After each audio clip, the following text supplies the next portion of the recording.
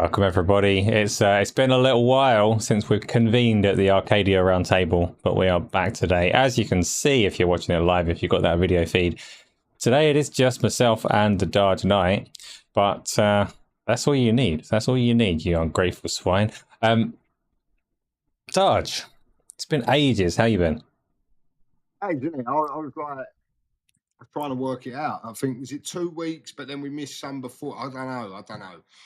But yeah, I think the last show we did was me bigging up how much Elden Ring had my testicles, didn't I? And conveniently enough, after that, something happened that we'll talk about in a bit. But yeah, no, I'm good. Like, I'm just doing me, ain't I? You know what I mean? Doing a bit of recovery, and I'm not so much gaming. Do you know what I mean? But I'm still alive.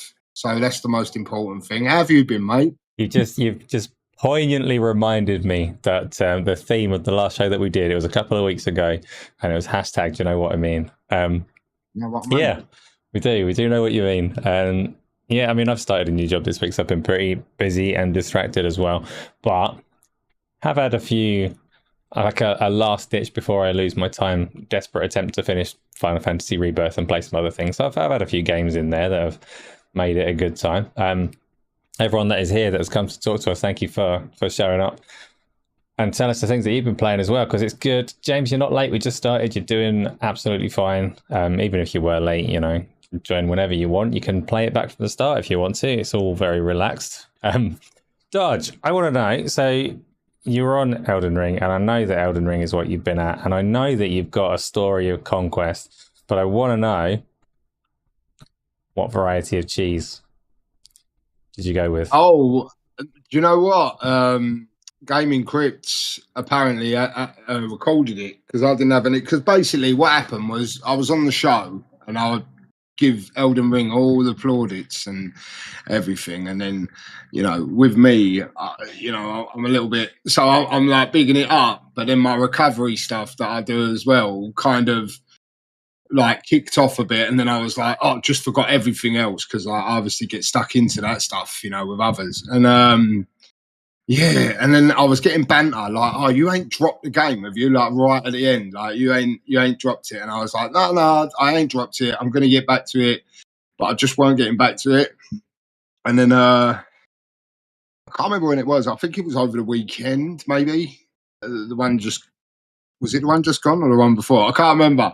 Mm-hmm. But so I went on there, and then it was like I was having to relearn everything again. You know, I had to respec my character because I tried around with some other weapon on stream that weren't helping me. So I thought, look, I'm just going to boot the game up, go back in, respec back for the Bloodhound weapon that I had, and just have a couple of goes. You know, try and learn it again. And I ended up actually doing it after a bit of time. But yeah, apparently Gaming Crypts got it recorded. But I still yet to see the footage. But yeah, so then that was that, and then I said, oh, I'm going to get back to it, and I didn't go back to it. It's not dropped. Yeah, I've not played anything. I've just literally been solely on this other stuff that I do at the minute. But yeah, Melania's dead, mate, and there was a lot of panic button smashing and everything when I done it, but. Yeah, we got her out of there. I don't think there was any cheese involved. I'm pretty sure. Didn't need to resort to the summons that you were trying to avoid and all that kind of stuff. You kept it pure. So when I come back, like the boys were bantering me, like, oh, when are you playing it? When you playing it? So I said, oh, fuck it, I'll boot it up, yeah. And then that session, was going to be just solely to get reacquainted, because like I felt like I was picking it back up again for the first time in a long time and forgotten everything, you know. But very quickly, I sort of picked it up and was remembering the strategy involved. And I said, like, I'll broadcast live tomorrow. This is just a muscle memory thing. And I'll broadcast live again for all the others tomorrow. And lo and behold, I ended up fucking killing her without summoning. Yeah, like I said on the show before, and I've said it to others as well, I did feel like with Melania, like I say, when you fight these From Software bosses, sometimes you just get that lucky run. Now, I might be downplaying myself, you know what I mean? But when I got to the second phase, it weren't comfortable, but I felt like I was in the fight with her a lot longer, and I didn't sort of pay attention to her health bar until like Crit shouted out finish her, and then she only had a couple of taps, and I was just like, ah. And then yeah, got her done. But yeah, so now we've got Malekith. Yeah, I need to get back to it and just get it wrapped up, you know. But that's about the strength of my gaming achievements over the time we've been away. How did you get on with Final Fantasy Rebirth? Did you get it done? I've got it done, yeah. I said in the Discord, like, oh, I'm right at the end. It's told me I'm at the point of no return, so I'm going to get this done now. It's brilliant. And it took another about 8 hours from that point. The point of no return on Final Fantasy Rebirth is longer than the entirety of Hellblade 2. It's this freaking long game. It took me 118 hours altogether to get through it. And I could probably put in at least another 15, 20 if I wanted to be completionist and do all of the extra stuff that it throws at you as optional things. And that's not necessarily a good thing. Like, the game is clearly too long and clearly bloated in a lot of ways, and also brilliant, and I love its pieces.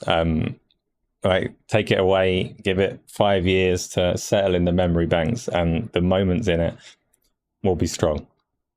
So really, really happy with that game. And then I moved on I still need to go back, because, you know, like, when I'm streaming, I'm doing Final Fantasy VII Classic and Remake as well, and doing an awful lot of Final Fantasy stuff. But I thought I'll have a change of pace, and I whacked in Doom 2016. I say I whacked in like I'm using discs. I haven't had a disc for almost 100 years. But I fired up Doom and had to go at that, because I never actually finished Doom Eternal, and I did finish Doom 2016 a while back. But I thought I'm going to play the two of these, the pair of them, and the Ancient Gods DLC on Doom Eternal, because this is, like, I love these games, and I should have them finished. They should be on my CV as games that are, you know, because it's important stuff to finish these games. So I've been cracking through that, and I love Doom 2016. It's so good. It's more great, simplistic than Doom Eternal. Yeah, have you played both of them? Yeah, I haven't done the expansions, but I've beaten both of the base games. I know what you're going to say. Go on. Yeah, I want to know what I'm going to say. Well, you was going to say about the simplicity of the first game, the 2016, whereas I love 2016. Like, you know, the reimagining and everything. I thought it was incredible, but I did also like the traversal sort of arena areas of Eternal as well. I liked some of the additions that they'd put into Eternal personally. You know what I mean? But I get that anyway. You know, some people like the simplicity, and I liked swinging about like a fucking like Tarzan. You know what I mean? It's not just the movement. The Doom Eternal, it's been a long time since I played it, but it puts more, like, almost a rotation of things you have to micromanage in terms of, like, using your equipment and using your chainsaw and stuff. And those are a lot more optional in Doom 2016. Doom 2016 just plays, like, simple is the word. You move fast and you shoot stuff. Execute it if you want to. And I'm just loving playing through it. It looks brilliant as well. It's the single best best use case for auto HDR that I've seen. The game just lends itself so well to, because it's like high contrast. It's got its darkness, and it's got its fires of hell and all the Martian landscapes and all the rest of it, and the contrast pops so much. Nothing looks like wrong with auto HDR. It looks like the game is supposed to be played like that. So I've been really enjoying playing that, and I can't wait to get onto Doom Eternal as well. I regret that I didn't stream it. I figured I wasn't set up to stream it. Didn't have thumbnails and stuff like that, and it's a really fast-paced game that wouldn't necessarily stream that well. So I just played it by myself. But then I realized actually this game's making me look quite good. I should have streamed all of this and pretended that I can actually play games properly. And then I'll get to Doom Eternal now and be absolutely awful at it, and it'll be terribly embarrassing like most of the games that I play. So, yeah, that's Doom 2016. Are you going to go back to the so the Doom Eternal expansion packs? The Ancient God ones are like closure for the Doom series in a sense. Obviously, we've got Doom Zero, whatever prequel coming with the spinny shield and all the fun stuff. But are you planning to go back and do the Ancient Gods, or is it just not on your list? No, do you know what, mate? I could sit here now and go, yes, I am planning to do that. But I mean, like 2 weeks ago, I was planning to get Elden Ring wrapped up, and my life's a bit like, you know, Phantom. The original plan was to finish Elden Ring, base game, and then do Phantom Liberty, Cyberpunk, and then go back to Shadow. Yeah, and then do Shadow of the Erd Tree, just as a little palate cleanser, you know, in between. But now, you know, the Ancient Gods expansion that you're talking about, it sort of piqued my interest. So, yeah, maybe I'll. Is that on Game Pass? The expansions aren't. No, Doom Eternal is. All right. The expansions were dirt cheap in the sale that they had a couple of weeks ago. I wish we'd had this conversation then. A couple of weeks ago, I was busy saving lives, you know. But yeah, I do like Doom. Maybe when I've already forgotten the name. Is it Dark Ages, the new one? Yes, I can remember the name either. Year Zero was its like before it was announced name. It's Dark Ages. Yeah, I think it is Doom Dark Ages. I think maybe before that, when that's getting close to launch, maybe that'd be a good time to just buy the expansion, get a little taste for it again, and then just roll back in, you know? That's probably what I will do. Well, what is the game I played with Tony? I played Baccarat as well. Baccarat. Is that the one where you're chained together? You're not chained together in it. It's like a pixel art 2D puzzle game where you both see something entirely different.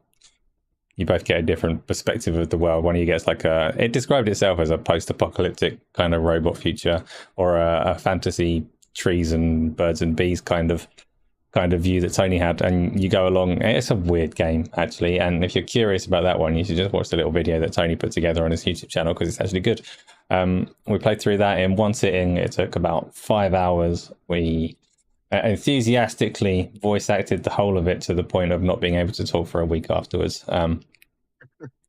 So yeah, that was a good time as well. Let's go on to our vague kind of topics that we've got. And if you're here wondering what on earth could the topics be, I don't know.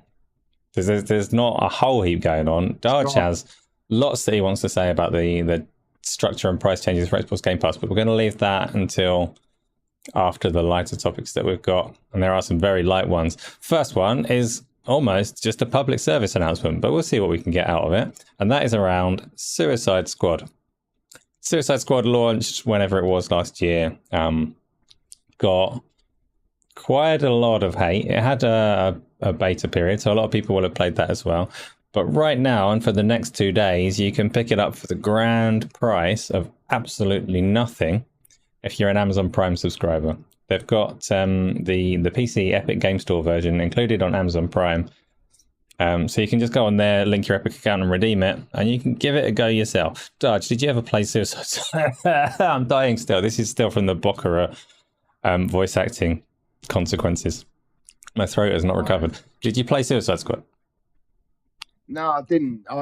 To be fair, I was a little bit like, I know like the impressions leading up to it were a little bit hit and missy, but all the way sort of up until launch, I was kind of like thinking, yeah, I'm going to give this a go. And I didn't get it straight away. And then I see the poor reception, and then people started criticizing it. So I thought, okay, I want to step back for a little bit.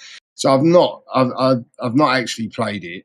I probably will pick it up for free, because obviously it's a bit like, is it live servicey? Is it like when you finish the game, it's got an end game that sort of carries on and stuff like that, right? It's not live servicey in that they're not delivering more content for it, but it was clearly structured like a live service game. Because they got seasons for it, haven't they? So I think they're like season 1 was the Joker, wasn't it? And then there was I'm not like sure if they've got season anything 2. other than the Joker. I'm Or not sure if maybe there is a because season 2. I did have Battle Passes actually. I don't know. Someone in chat will know. I just actually played it. Does it have because ongoing content? Paul Tassi, the journalist, I sort of follow him, and he sort of did a fair bit of coverage around it, and he wasn't like massively critical of the game. But I'm sure he said something about season 2 as well. I'm sure I don't know, someone in chat, like you say, might be able to enlighten us. But I think for free, it's hard to say no to something that's for free. So yeah, I'll probably pick it up. Is it Amazon Prime, isn't it? Amazon Prime, Epic Game Store. It does mean normally you'll quite often find with any game that goes into any kind of subscription service or all the rest of it, normally if a publisher is willing to shop a game around, then it does appear elsewhere as well. So it would be no surprise to anyone if it also appears on the likes of Game Pass and PlayStation Plus and all of those kind of things in the near future as well, following on from that. And it is a fine way to play a game like that because it does support co-op all the way through. You're right, though. I definitely remember. It's 4-player co-op as well. I think that there's four characters in the base game that you could definitely beat, 4 characters plus the Joker. Yeah. Yeah, I don't know. Like I said, I've never really like Paul Tassi. He played through the whole of it, and then he did the expansions, and he said like the expansions were a little bit, or not the expansions, the end game. He said was a little bit bland, a bit trivial, a bit samey. But then the Joker thing came, and then he said some other stuff that I haven't really paid too much attention to it. But listen, it's a game that was 60 quid. What, April? It came out 3 months ago, and now you can get it for nothing. So you might as well just get it and make your own mind up, and yeah, surely. I remember playing the beta and not enjoying the beta, and none of the humor. It was very trying to be Guardians of the Galaxy humor, but like missing with every line. And that's the point where I decided I'm probably not going to bother buying that unless someone really wants to play through it in co-op. Every game is better if you can play through it in co-op, but nobody did, so I haven't played it beyond the beta. I don't remember the seasons, like what kind of content they're going to deliver, because I thought they had shied away from making it kind of live service, but I do very much remember when they revealed that it was going to have battle passes and things, and those do go hand in hand. If you're going to have battle passes, then you do essentially have seasons already, so it must be live service to some degree, but whether they dropped it, whether they're going to carry on supporting it, whether these subscription service options can revive it, I don't know. Did you like the Batman games though? Are you disappointed by Suicide Squad? Because that's the thing that really killed it for a lot of people, is that they loved Rocksteady's other games, the Arkham games. Yeah. So like Dealer Gaming, who we both know, when I first started mingling with him, I was like I've said before, Call of Duty, FIFA, player list, that and the other, and he said, have you ever tried the Arkham series? And I said, nah. And I love it. Like the trilogy, I think it's incredible. Rocksteady done a good job and this, that, and the other. And then when I saw the trailer for Suicide Squad, I thought, okay, didn't think too much of it, reveal trailer. And then I see what they were going for and was like, And then it just, if you remember rightly, before it even launched, like a lot of people got hands on with it, and there was some stuff coming out saying that you couldn't say anything too negative about it, and then people were saying negative things about it, and it was like, but everyone's sort of chasing that. I mean, I've just Googled now something about season 2 of Suicide Squad from July of this year, and it says that the season 2 has been delayed, but it's just delayed. So I guess they're still trying to do that sort of stuff. But yeah, I don't know. And like I say, Replicant, he's there in the chat. I think he's quite a sound lad. You know what I mean? And he said he enjoyed the base game, the campaign of it. So like I say, it's free. Give it a bang. I loved Batman. The Arkham trilogy. I love Rocksteady and what they do. So for free, I'm definitely going to have a little look myself and make my own mind up. Well, did you enjoy Arkham? They're quite stealthy. Yeah, but they don't have to be, do they? The first one did. Yeah, in the asylum, but I mean, you can. There's ways around it, though. Yeah. They do stealth quite well, I feel, with that game as well. Do you know what I mean? It's not like the whole thing. It's just sections. As opposed to the whole game. Where you say like Sam Fisher, you have to sort of stay in the shadows, so to speak. But I hear you. I mean, they did pioneer a lot of things that have led into a lot of good games as well. So, massive respect for Rocksteady. Let's talk about. So, I spoke to you a couple of days ago, and you started sobbing when I told you that Crash Bandicoot 5 has been cancelled. How are you feeling about that today, Darge? I mean, the sobbing's a bit of a stretch, but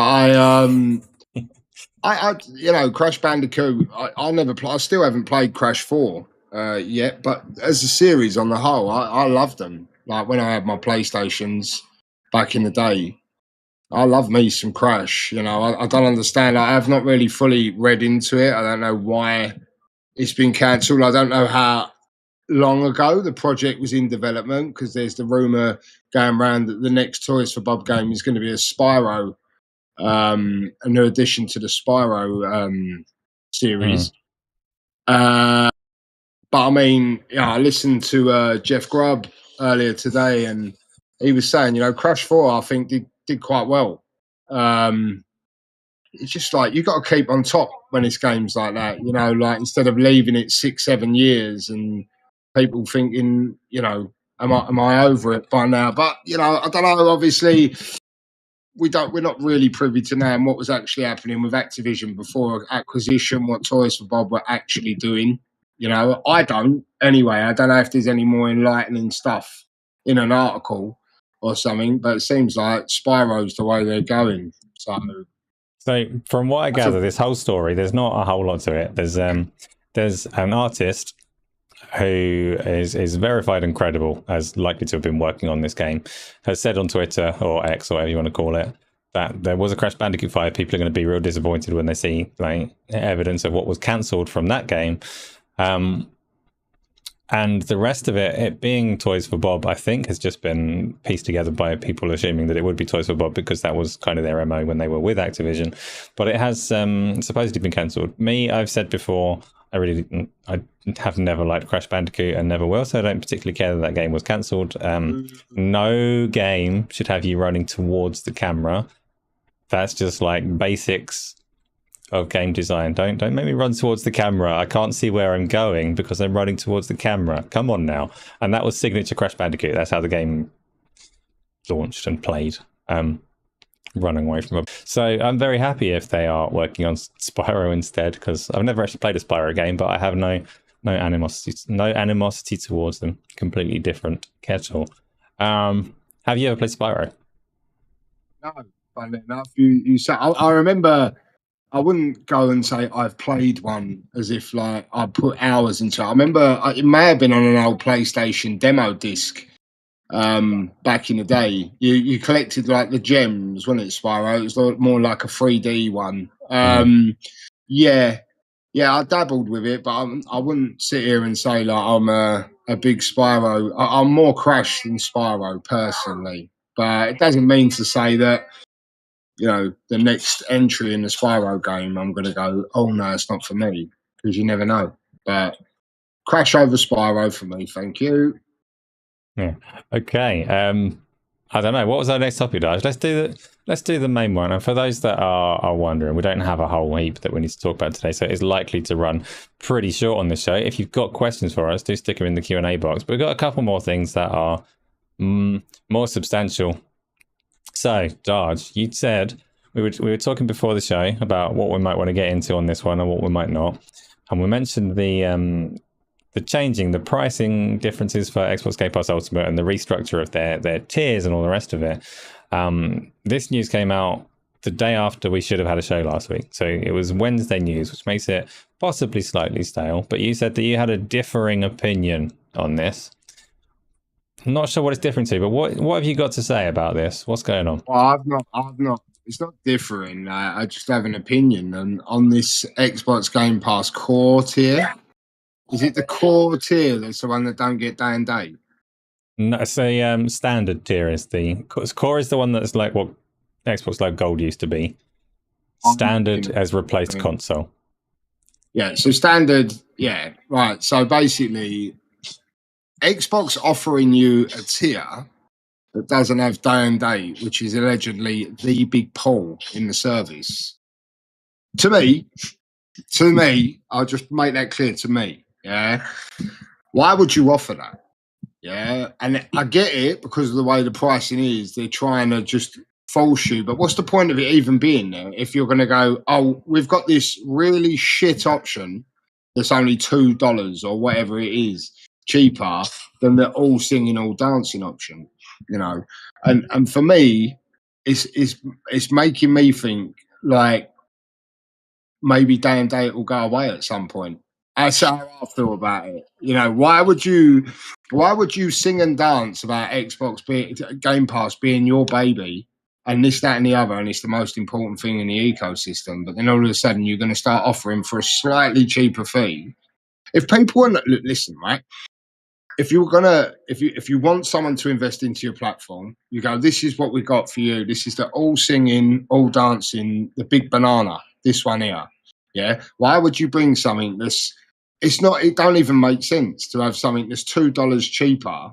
Yeah. But with so much less, I think it's $5 cheaper. I might be wrong because I'm not American. Even if it's $5, listen, if it's $5, it's £3 to me. Yeah. It just doesn't make sense. I don't understand it. But the alarming thing for me is seeing no day and date, because that should be a staple of Xbox's Game Pass, as far as I'm concerned. That's what it was all built around, right? It was all built around first-party content, day and date. Why now, all of a sudden, is there an offering? Apparently, I see people all the time like going, "Oh, you know," but what they've done is they've done that because they want to push Ultimate, and then it's like, well, it don't make sense. Like, why even market something? I'll tell you one way that it does make sense. You tell me. No, this is. I'm laying this out as a theory, right? Because when you look at the discourse around it, there's an awful lot of people saying that the price increase on Game Pass Ultimate is like in line with inflation, right? You expect a service to go up by $2 or whatever else. Yeah. If you take away that standard tier, then I think it reveals the real price change that we've seen, which is that 2 years ago, Game Pass cost $9.99, and today, to get day one games is $19.99. And like, the perception is that it's just gone up $2 this time. But over the course of like a year or two, and 2 years ago when it was $9.99, you were promised like Avowed, Perfect Dark, State of Decay 3, Halo Fable, all of these kind of things, all of the games that are promising now. The only thing that's really changed is we've added Call of Duty to the list and not a whole lot else. So I think if they just pulled the rug and said, actually, the price now is $19.99, that's the entry level price for Game Pass, I think people would be more pissed than perhaps they have been. Yeah, I hear ya. Hang on, mate. Come here 2 seconds. Look. I hear ya. He's on one. I hear that, yeah, but everyone knew the prices were going to go up. Surely you're not that naive to sit there and go, wow, look at all this content they're going to deliver, you know, and then they've gone and signed Activision, acquired them. You know, I think to bring this tier in to allegedly soften the blow is just like, it's carnage. Like, there is literally no, hang on, there's literally no like value proposition at all in it as far as I'm concerned. You know what I mean? So from where I stand, it's just a nothing thing. But the fact that they're the fact that they're talking about day and date, removing day and date first party is like, it looks like a weird thing for me, as far as I'm concerned. Replicant uses milestone chat, 11-month member. Thank you, Replicant, for supporting for all that time. Has said if Game Pass Ultimate was pulling numbers, this wouldn't happen, which is. I'd never underestimate the greed of a company like Microsoft. Like, if they had an opportunity to raise the price and pull numbers, I'm sure they would do both. But yeah, the whole Game Pass model is very much reliant on scale and use. You can say that about everything about games, really. It's just the nature of manufacturing a digital product that can be replicated indefinitely. You need the scale of the audience to kind of make the pricing and economics of it make sense. Go on, Darge. People, sorry, I'm trying to sort it out. But people, I see people because Xbox have put that marketing piece out, the controller with a Fire Stick, and going, "Oh, you don't need a console anymore," and everyone's like, "Oh, this is what What do we make of this, everyone?" And it's like they've told you for years, yeah, they want to be everywhere where they can be, yeah. So the Fire Stick is a new thing. All they're saying is you don't need a console, yeah. Get a Fire. If that's the way you want to play it, yeah, then they're going to market it. I know they're shit at marketing, but because they've done this thing and gone, get a Fire Stick, get a controller, do it that way if you want, and everyone's like, oh, they're going to walk away, and I'm like, and they got something like 50 million console users or something like that. Yeah. As long as there's still demand for a console, because they're putting it on Fire Sticks, doesn't mean that they're going to just ball that. You know what I mean? But this is what I'm saying. Like, people, going deep into it, going like, oh, this is a bad look, everyone. And it's like, well, it's not. They've just done a fucking really, in my opinion, a really clever partnership with Amazon, a rival of theirs, in many ways. What should they not tell the world about that? Because if they pick up another 500,000, I know it's a stretch, but just say they pick up another 500,000 subs to Game Pass for people who want to play on cloud, no, you actually, they shouldn't be doing that, because my console box on my, are they going to go away from that? Listen, for me, the conversation that we're having around the tiers thing, as someone who knows Game Pass, and heard for years about day and date, you see some of the extremists on Twitter, we get that day and date.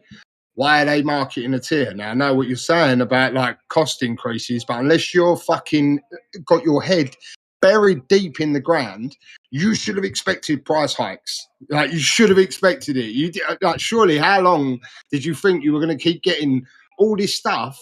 Yeah, for the price you were paying. They go and buy Activision, ABK. They go and buy ZeniMax. And does everyone suddenly think, oh, no, they've just done that out of the kindness of their hearts? We're not paying for that. So naive. It's just, like I say, I haven't really, kept my ear super to the ground on this stuff. But I had a little look today, and I see the JPEG of the controller and the Fire Stick, and going, oh, you don't need a console. And everyone's like, oh, it's a really bad look. And I'm like, is it really? It's not really, But that's, that's my rant. I can't. People annoy me so much. I mean, at the end of the day, the price was going up. Unless in the chat, everyone in the chat now, tell me if I'm wrong. Tell me if Xbox went out shopping and bought all these things, all these shiny little things for you to all go, oh, look what we got. Yeah. And you didn't think you were going to pay any more money for it, because if you did, well, now you're learning something, and also, chat as well, tell us what do you think about this tier? Tell us what you think about this standard tier. Is it just being used as a tool to disguise the price hikes, or like me, do you see that as a bit of a warning sign that they're actually contemplating bringing a tier in without the staple day and date offerings? Because then where's the value proposition of the service? You got me on a rant, Asa, and I'm sweating and everything. But that's, listen, we can all play business analyst. You know what I mean? We can all sit here and go I think, blah, blah, blah, blah, blah. It's great. We have a conversation. You know what I mean? We have a sensible conversation. What I can't stand is some of the fucking morons that I see online who get their feelings hurt over just simple things that were definitely going to happen, But rant's over, mate. You come in and balance it out with some placid take. I don't know. I quite like the standard tier. I think it's nice. Yeah. I don't know.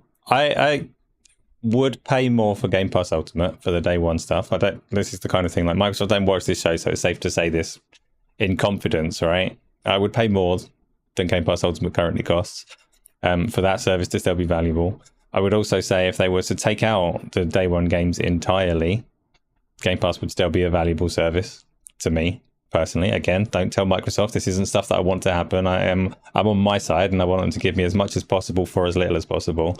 But realistically, like, they've got quite a lot of leeway to change things before they're going to lose me as a subscriber. But keep that a secret.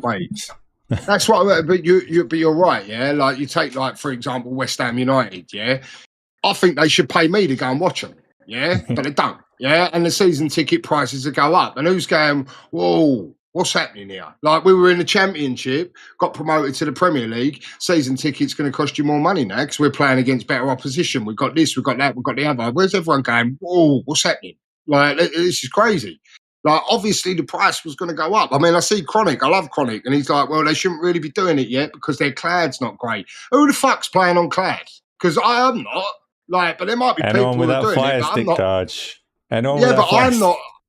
Yeah, but I'm not talking about the price increase based on the content that's being delivered. It's got nothing to do with the cloud. Like, if the cloud's that bad, go and buy a box. You know, the games are still there. How you want to play them's down to you. But they'll charge accordingly. You know what I mean? Like, it's just fucking. I'm hot. It's so hot in here. But yeah, so just because I'm like really not, I don't even pay attention to what I pay now. How much increase has there been on Game Pass Ultimate, which covers console, PC, cloud, and all first party software day and day? How much has that gone up by? What, on this particular increase or over longer? Yeah. No, this one now. Not in the UK. I don't know because I don't pay much attention. It's £2 or £3. I can't remember what it was. All right. So we're all getting out of our pram over a couple of quid. No, because that's the disguise of it all. Because it used to be $9.99 for Game Pass, all Xbox games day and day. Yeah. And it's not anymore. It's like, if you take a step back, you look at it from this close, it's like, yeah, this is in line with what Netflix and Disney and everyone are doing. It's a couple of quid increase. But if you take a little step back and look a bit longer, it's 100% increase. Yeah, and how much content? And it's not as simple as that, because that 100% forgets the fact that gold was separate. So they have changed things. They have rolled gold in, and it's not actually as simple as it's 100% increase, because you do get something different. I like to try and forget that gold and having to pay to play online is a thing, but it is a thing. So that does change the value of what you're paying and what the increase actually is. Yeah. And how much from that initial $9.99 that you're talking about? How many first-party studios have they added to the workforce? It was still $9.99 when they promised every game that's coming that I'm interested in. When was this? Like, I think it was just over 12 months ago. It was still $9.99, like 13 months ago. So they already had ZeniMax. So before the inks like dried out on the ABK deal. They already, ABK, but I don't. There's nothing good there for me particularly. I don't want to pay 100% extra for Call of Duty. I don't care about for them. Yeah, I know, but this is what I'm saying to you. Like, they're in the driver's seat, and they can do what they want. You know, so how much is it now? £20 a month? No, it's $20. It's like maybe £18. 15 quid? I don't know. £18. 17, 18, something like that. Yeah, I should know. I've got 2 subscriptions. I should. Yeah, I don't even pay attention to what's coming in or what's coming out. But I mean, so if it's 18 quid, my maths is shit. So it's like £200 for the year. Something like. Mm-hmm. They're bringing games out though, right? I hope so. Get more of them. I ain't even going to say that. That would have. I ain't going to say it. Fair enough. I'll add something else then to lead it into. I don't know what. What else did we have, Darge? What else did we have? I don't know, mate. What about that First Descendant? Have you played that? No, not for me. Not for me. I see a few people playing it. Is it Outriders? I don't think it's a lot like Outriders. It's got some similarities. Like it's an over-the-shoulder thing, and you've probably got some similar skills and stuff to use. But it's more, yeah, you got powers and stuff. It's character-driven. I think it's more Warframe, from what people say, and from how it's like priced and structured. I've never played Warframe. I don't know. What else did we have, mate? Because it's just been like, is it just me or has it just been dry on the news front? So news has definitely slowed down massively after the big bang of the summer showcases and things like that. We got. No, I think we've probably covered most of what I listed. The BioShock, but I mean, is that really a topic? You know, there was a screenshot leaked. Then what speaking of leaks, and this one I'm not a massive fan of. The entirety of Space Marine 2 was leaked. Don't go and find it because that's horrible. But Space Marine 2 is a dev build of Space Marine 2, whole game. I don't know how the leak came about, but it's there for the people that sail those seas. That sucks. I don't have a lot to say on it besides that. Like I feel for the developers in that particular instance, because there is nothing ethical about getting hold of a game through those means to play it in that way. And it will suck for them. But yeah, when's that launching? August or September? I don't know. This is unfortunately how I am now. I don't know anything anymore. I used to have all of the facts and all of the knowledge, and it's gone because 2 days of a new job, and I just lost everything. I've been learning how to deal with suspicious packages and how to climb ladders and all kinds of nonsense that's useless to everybody. Oh yeah, it's ridiculous. If you need any advice on how to climb a ladder, I'm your man. Yeah. I don't know. I've been doing it 20 years, so I'm sure you have. So I'm fairly certain you'll be in breach of various things that are in a health and safety video. Oh yeah, definitely. Right. Yeah.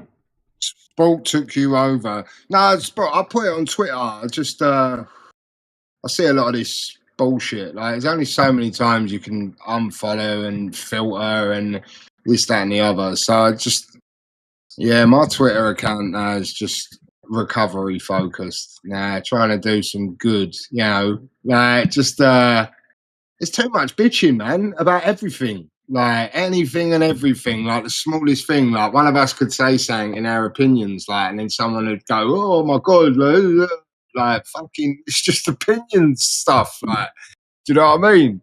So yeah, I can't. That's not good for my chi, you know.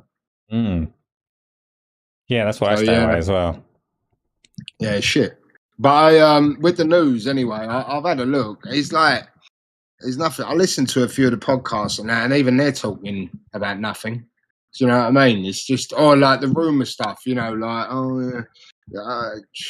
Rumors are just long. I ain't got no time. So what we have got, and I've not played the demo of this, so I haven't got enough to say, but the Katsunagami Path of the Goddess game has had reviews come out over today or yesterday, and that's actually reviewing a lot better than I would have expected it to. There is a demo available on all platforms as well.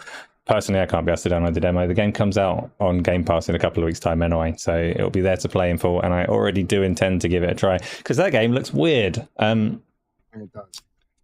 Which really means it could go either way. I'm quite happy to try things that look weird. Yeah, I see, because like when it was announced that, I can't remember when it was announced, was it last summer's showcase that they showed it off, or it was, wasn't it, I think. Capcom obviously doing good things, and I was like, oh, okay. But the more and more I've seen of the game, I'm sort of like, don't know if it's for me, But I'll give it a go. I just I see it's reviewing really well, like 9s, and like I say, I don't usually pay too much attention because you're getting close. Someone posted out like a list of outlets and the scores. It seems to be doing well. So yeah, I'll probably give it a go around Malekith, I reckon. Yeah, and we've got Flintlock coming out this week. We've got Dungeons of Hinterberg coming out this week. Flintlock looks kind of good. I'll probably play it. Dungeons of Hinterberg, I hear a lot of people say they're looking forward to. Doesn't really do it for me. Not a fan of the style of puzzles and art that they showed. But you know, it'll have its fans. And Concord. Let's talk about Concord a little bit. We can't talk about it a whole lot because neither of us have actually got around to playing it. Whereas I know some of the people who've got in chat have and would be better placed to come and have this conversation. But Concord is Sony's kind of Overwatch clone, as it were, or hero shooter. It's possibly unfair to call it an Overwatch clone. It steals from some other games as well. It had 2 betas planned. One last weekend just gone and one just coming. And originally the beta for last weekend was supposed to be only open to people that pre-ordered the game. But right at the last, like 2 days before it was due to be played, they opened it up and invited everybody with a PlayStation Plus subscription to have a go at it. That immediately implies kind of disaster. Like that sets alarm bells ringing because that suggests that they were not going to have, they were not going to have the pre-orders to actually facilitate a proper beta with matchmaking working. So yeah, but you know, not the end of the world if the game turns out to be brilliant. They have opened it up. The biggest issue that Concord has is not, from what I hear from the people that have played it, is not to do with how it looks, how it feels, how it's styled, how it plays out, how the shooting is, all of this kind of stuff. It's more that all of its direct competition is free to play. So I already mentioned that it's known as like a rip-off of Overwatch or Valorant or Paladins or that Marvel Heroes game that's coming out in the near future. And all of those games are free to play. So yeah, there's always going to be a problem. Yeah, it's got its work cut out to justify costing $40. And I say this as someone who much prefers a game that costs $40 over a game that tries to sell things to me on a constant basis while I'm playing. But just to get that initial traction and actually have a decent player base to play with, it's got its work cut out. Darge, what's your interest level for Concord? Obviously, I don't own a PlayStation. I don't own a console. But I liked what I see of Concord. You know, that reveal trailer that they did just before the Xbox summer showcases, should we say. But yeah, it was always going to be an issue. The fact that they were selling it, you know, and like you say, all of the competition's free to play. You know, if you hit the ground running, you can attract people and then keep a player base and stuff like that. £40 or $40 or whatever the fuck it is, entry point.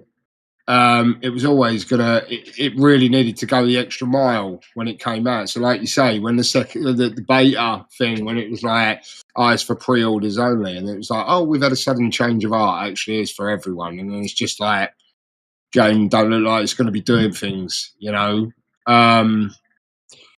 It's a shame, you know, people work on stuff, you know, and it's just they're sort of like decisions at the higher ups that have been made, and I can't see it. I've seen some big PlayStation fans, like decent ones, not like fucking toxic, but even they're a little bit underwhelmed by it, stuff like that. So yeah, I kind of feel like it's not going to do bits, this one, unfortunately. Yeah. So we have a few people in the Discord have played it, and a few people have been watching it and things like that. I think Demon Hunters played it a bit, Replicants played it, and they were both not overwhelmingly positive in the things that they were saying about it, but none of them were saying that it's a terrible game that doesn't deserve to be played or anything along those lines. No. I'm still slightly tempted, but that's the thing though. Like these price point decisions can have a detrimental effect. You can have a good playing game or playing like the competition, but have a slightly, you know, different niche in your game. But then when you've got a price entry point, you know, what is it doing massively different to the competition? Because if you're going to pay for it, it has to be really doing something different, you know, to attract that player base over to fork out money to play something that's definitely night and day better than what they've already got. And it just looks like it ain't it. Yeah, I haven't played it. Like I say, Demon Hunter, Rep, both good boys. You know, like they're not toxic, they're not trashy, they're gamers. You know, and they tell you how it is. So the fact that they're saying it's a good game, I had no doubt it'd be a good game by judging on the way it looked in the trailer, what they showed. But is it good enough, you know, to draw people away from the competition and then pay 40 quid to get in the doorway? Don't look like it. So Right, I'm doing it right now. I've just decided, actually, I want to play this. Don't know why. have I sold it to you? My negativity? You just sold it to me there, yeah. Thanks, mate. Got to support them. They deserve it, you know? It's not. You know, how many times have we seen a carnage management decision on a game that they want built, or a price point on a game? You know, stuff like this, and it can fucking kill it dead, and people are grafted on it. So it's a shame. Like in the term, I know you're doing your bit now, but like in terms of the mass appeal, this isn't going to do. I'd be amazed if it did. If anyone could do it, it would be Sony. The fact that they could bring something out that's like everything else that's free, charge 40 quid and it be a success. But I don't see it on this one, man. Yeah, the parallel in terms of pricing, obviously it's fairly similar in price to Helldivers, and Helldivers took off and rocketed and did really well for Sony. We've all seen that happen. You can talk about whether it's died off or all the rest of it, but it had a very successful launch. But Helldivers direct competition doesn't really exist outside of a really minor kind of Starship Troopers game that didn't get played that much. It doesn't have massive behemoth free-to-play titles doing the same thing as Helldivers. And that's what I'm saying. Helldivers was unique. It was a unicorn, so to speak, you know, and not only that, but when you have these games that we've seen in the past, you know, like these Among Us, once they start trending and going viral, everyone wants it. You know, but is Concord doing loads different to even just get that base in day one to then like spark off the trend? I don't see it personally. Like I say, you know, hopefully I'm wrong because people are grafted on the game, but I can't see it, buddy. Oh, I'm a pessimist, as you know, so I'm a pessimist about everything. Well, okay, I'm going to buy it. Because free-to-play games like that are full with like such toxic, nasty fan bases, and that little priced barrier to entry might actually make that better. And if it just has one character who makes me feel like a good player instead of a turd, then it'll be better than all of those games because I'm terrible at them. So that's all Concord needs to do. Give me one character that feels like Quake 3. Feels like I can play it. Feels like Doom 2016, where I'm like, damn, I'm actually quite good at this stuff. It's a big ask. It'll be worth every penny. So I might give it a go. Let's move on to our questions, shall we? Get through them, see what we got, see what conversations they can open up, and then we'll wrap it up and move on.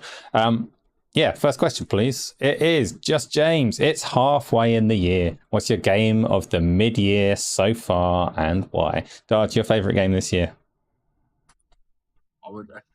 I would say Elden Ring, but it's not technically this year, is it?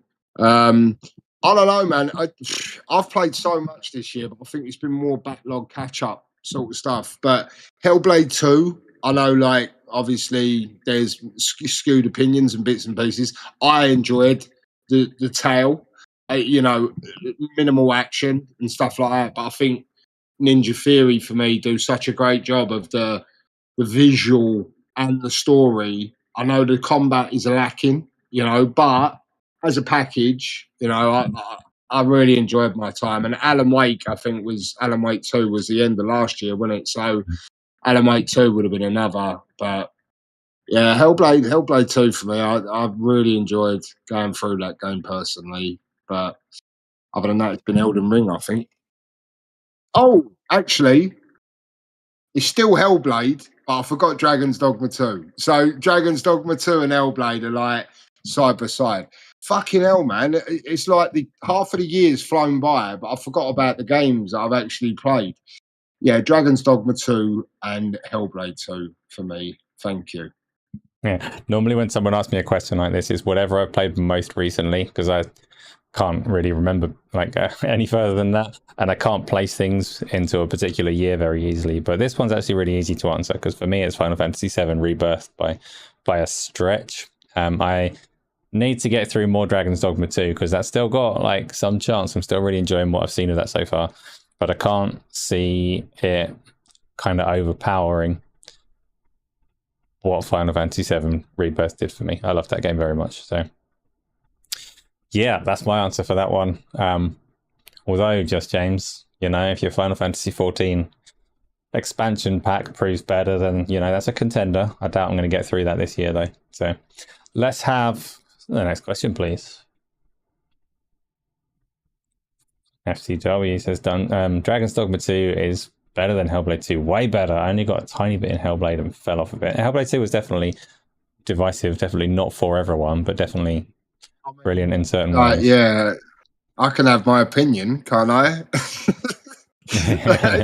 Cullen Prime, I don't think the fighting was lacking at all. I did. It's fine. It's fine. We don't all have to be the same.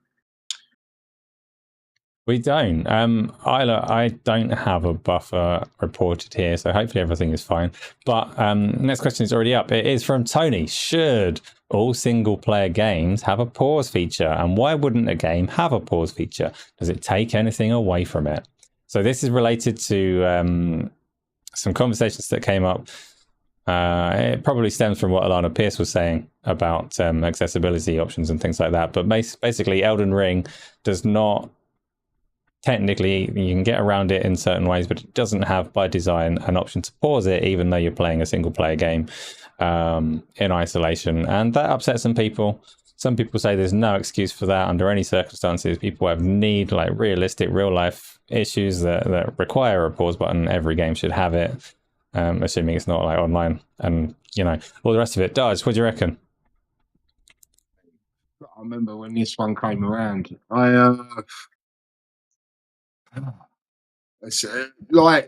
Obviously in Elden Ring there is a pause feature of sorts. Like you say, you can fast travel to any grace and rest there if you need to. If you're somewhere where you can't do that, there's obviously the other menu that you can go into that sort of idle pauses the game. Or if you're on PC, you can just pause in Taskmaster the actual operation and it pauses it as well. But I remember the conversation coming out. I mean, listen, if I'm here playing my game, and it doesn't have a pause feature, and heaven forbid something happens to one of my kids, they fall over and hurt themselves, do you really think I will give a shit about the game? I won't. I'll just chuck the game, But should it have a pause feature? Yes, it should. Does it matter if it doesn't? It don't for me. Personally, but like I say, there's only really how many games, unless it's like single player, how many games don't have it?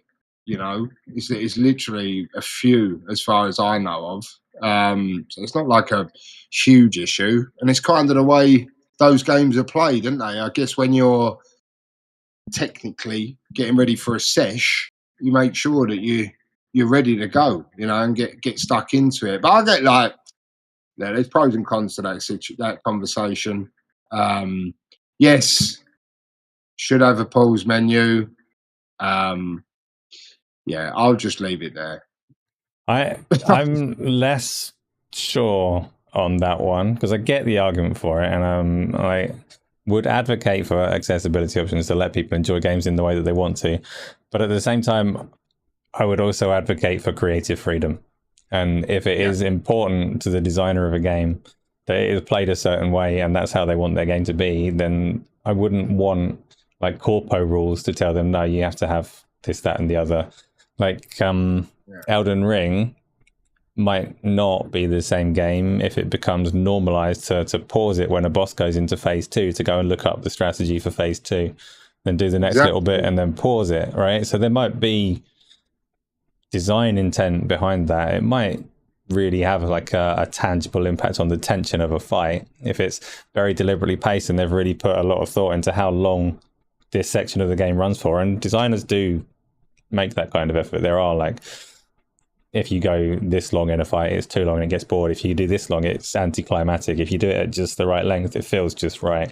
And if they don't want to compromise on that, I don't necessarily feel that every game has to have every feature. Creative vision is important too. So I'm torn. Like, there's pros and cons. Absolutely. And I don't think that every game needs to tick every box. But It'd get boring, wouldn't it? It would get boring if everything was the same. it would, and that is Much a real like risk. opinions. And That's Ubisoft games. Next question, please.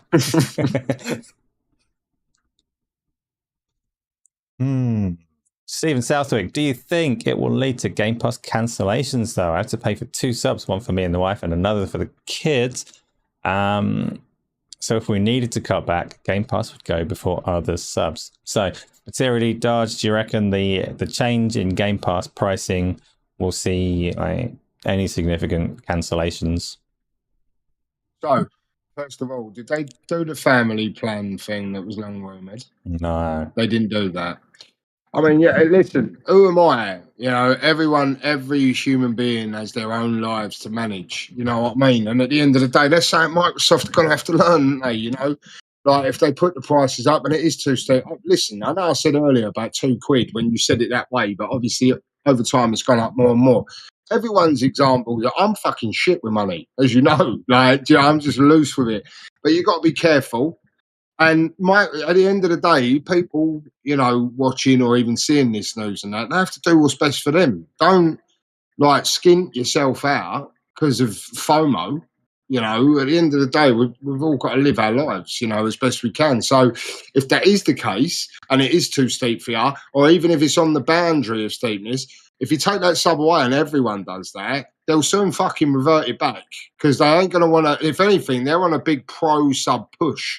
They're not in a position right now of Netflix to flex and fuck about with consumers because once they start tanking down, it's money they're losing. So listen, you know, beyond, like, don't live beyond your own means. If it's too much for you, like you said, you've got yourself and your missus and your kids and all that, and if it's coming in at like £80 a month, it's more than my phone bill.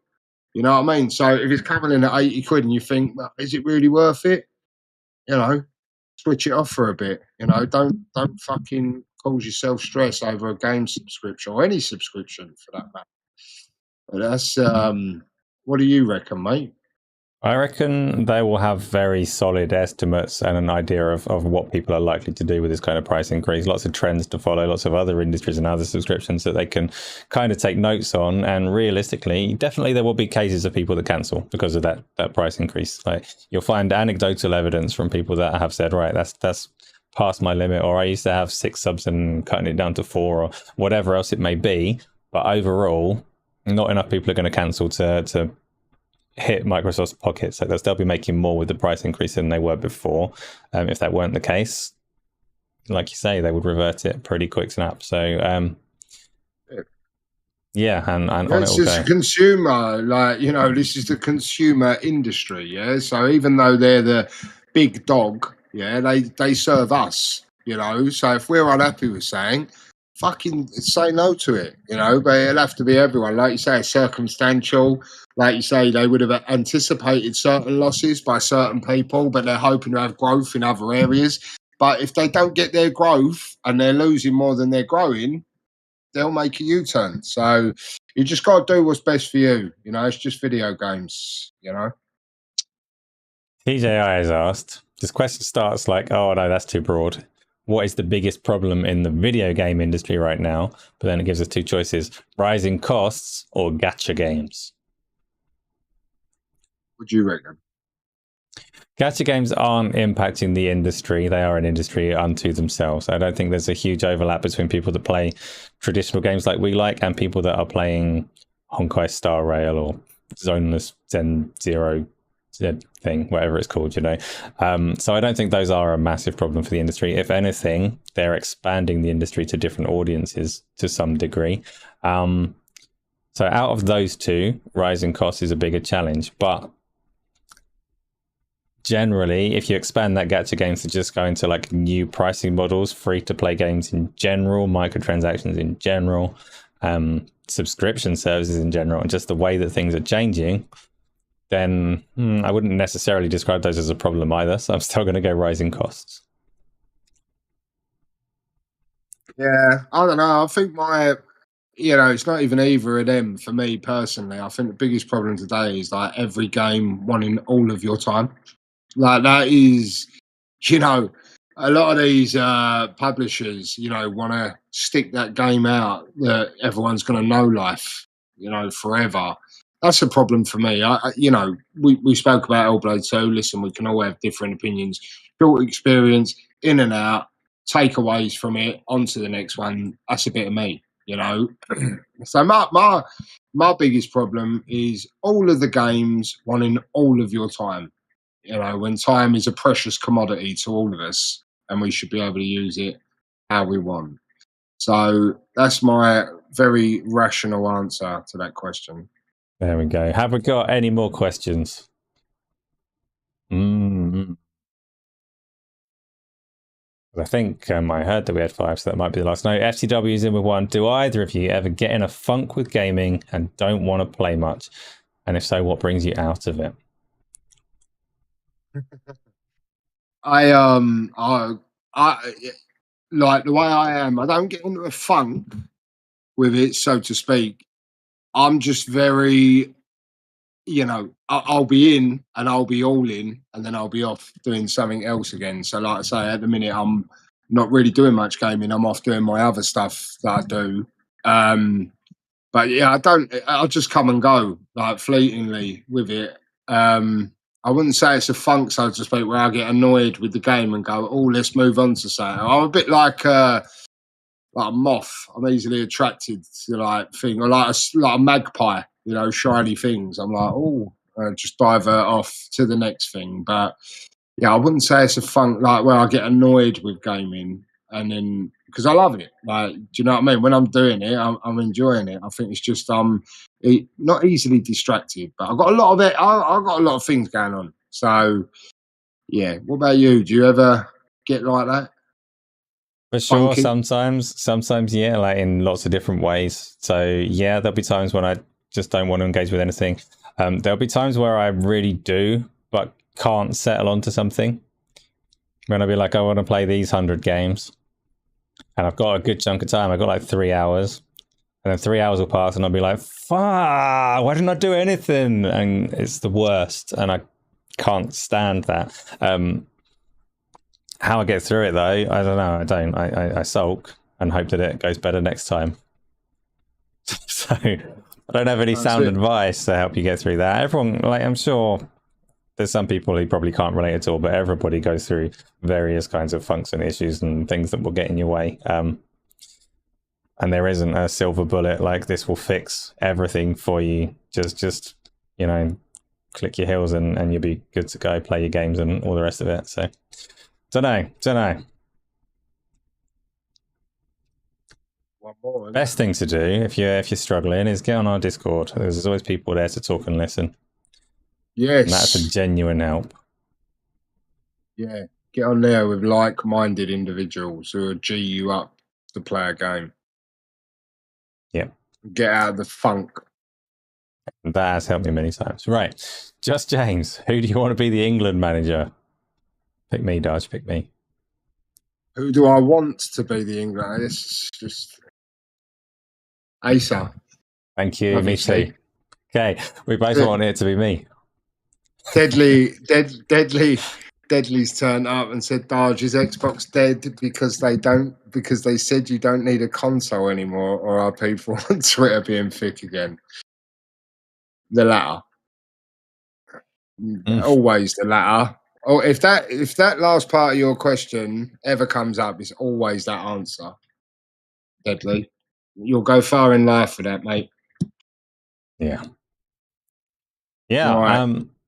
And that was all of our questions for today. So it has been a shorter show, but it has been a show, which is better than not having one, right? Hopefully you've enjoyed it for what it was. Darge, hopefully you've enjoyed it for what it was. I think we will wrap up today. So. I told you earlier today, yeah, if you're doing a show, I'm going to be here unless, obviously, like you know about next week. I can't do that. I'm not going to be here next week, not unless you put the time back. But, yeah, man, like if you're going to run a show and you want me on here sweating and that, I'll come on, mate. Like, he said that through all the tears after Crash Bandicoot 5 was cancelled. He managed to get those words out. I said that after. Yeah, no, but you know, we got a show. You know, you know, it's been a bit carnage. To be fair, the news ain't really even between here and the last 2 weeks. Like, it's not like as if we've really missed juicy news weeks, because we ain't. It's been fucking dry.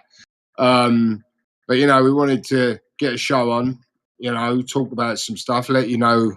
Well, I'm not dead anyway because I've been quiet. But yeah, excuse me. Yeah, thanks for everyone who always pops in and has a little bit of banter. Yeah, and that's it, mate. See you not next week, but the week after, hopefully. Right, and I'll have a think about next week. So there might be some kind of roundtable next week, or there might not. I haven't got that far ahead. That's a long way away. There will be the Xbox Series podcast on Thursday. I do Q&As on Saturday, and I am going to be streaming some games and things in between as well. So I've got something lined up for Tony on Saturday, some Final Fantasy on my channel, some other bits and pieces. I'm going to try and be as busy as I can, which is, you know, very busy. So look forward to it, and we will see you next time. Thank you for coming through.